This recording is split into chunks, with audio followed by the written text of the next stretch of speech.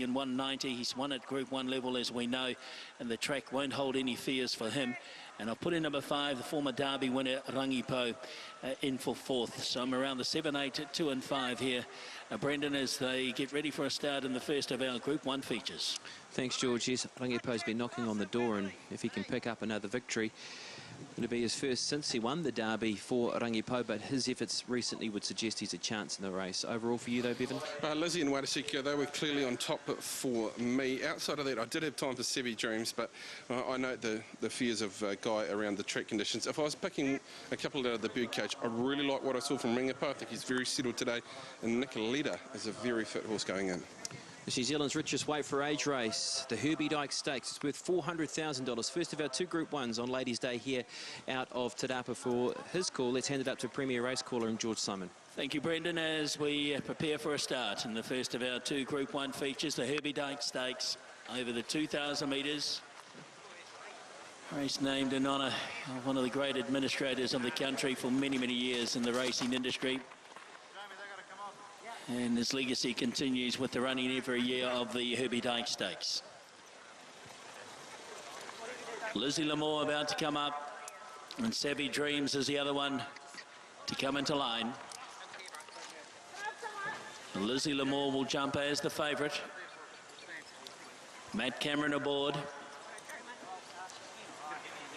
Coldplay is ready. Promise to Rain, Rangipo. Wait a sec. As Lizzie Lamore goes forward, now the last one up will be Sevi Dreams. She'll go into the outside gate. Stand by for the start. This is it. Let's bring it on. They're racing in the HERBIE DYKE Stakes.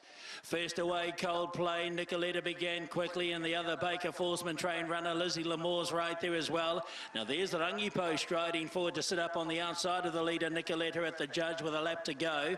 Settling 5th on the inside, Gentle Ton Ton from Watch This Space. Then Wildflower, followed back by Promise to Rain. And the other 2 stablemates, Wait a Sec and Sevi Dreams, are at the tail of the field. Out of the straight they go as they head towards the 1,500 metres, and Nicoletta's going to take it up and got away to lead by 4 lengths here from Rangipo second. Trailing third is Coldplay, 2 lengths away Lizzie Lamore. Then followed back in 5th position, Gentle Ton Ton from Watch This Space. 2.5 away then to Wildflower on the outside of Wait a Sec, then Promise to Rain. And last of all is Sevi Dreams. Down by the 1,100 metres mark they go in the Group 1 HERBIE DYKE Stakes. They're spread out over 10 lengths, and it's Nicoletta the leader. Away by 3 lengths from Rangipo, Coldplay, Gentle Ton Ton the inside.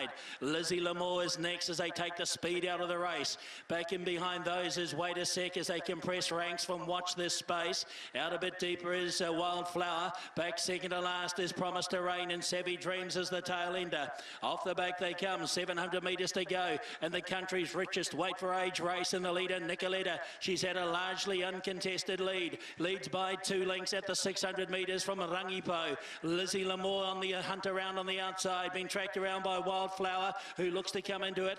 Then further back, Coldplay. Then came Wait a Sec as they turn for home. Further back, Watch This Space. Sevi Dreams and Promise to Rain to the outside. 300 metres to go in the HERBIE DYKE. Nicoletta the leader. Lizzie Lamore's coming after it. Between the 2 is Rangipo. 2 lengths away, Wildflower. But Lizzie Lamore, she went bang at the 150. Put 2, 3, 4 lengths on them. Shut the gate. The HERBIE DYKE is all over. Running on Wildflower with Nicoletta and Rangipo. But Lizzie Lamore absolutely dominant in the end. Second over was Wildflower, then followed over by Nicoletta, then Rangipo, then Sevi Dreams, Watch This Space, followed by Promise to Rain, Wait a Sec, Coldplay, and Gentle Ton Ton will be the last of them home.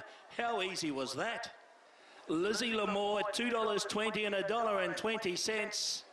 She exploded at the 250. And Matt Cameron knew it was all over. It was shut the gate time. And Lizzie Lamore has dominated them in the HERBIE DYKE Stakes. Punters get it right. She was sent out the favourite. Wildflower's gone a huge race on the outside. Will take second.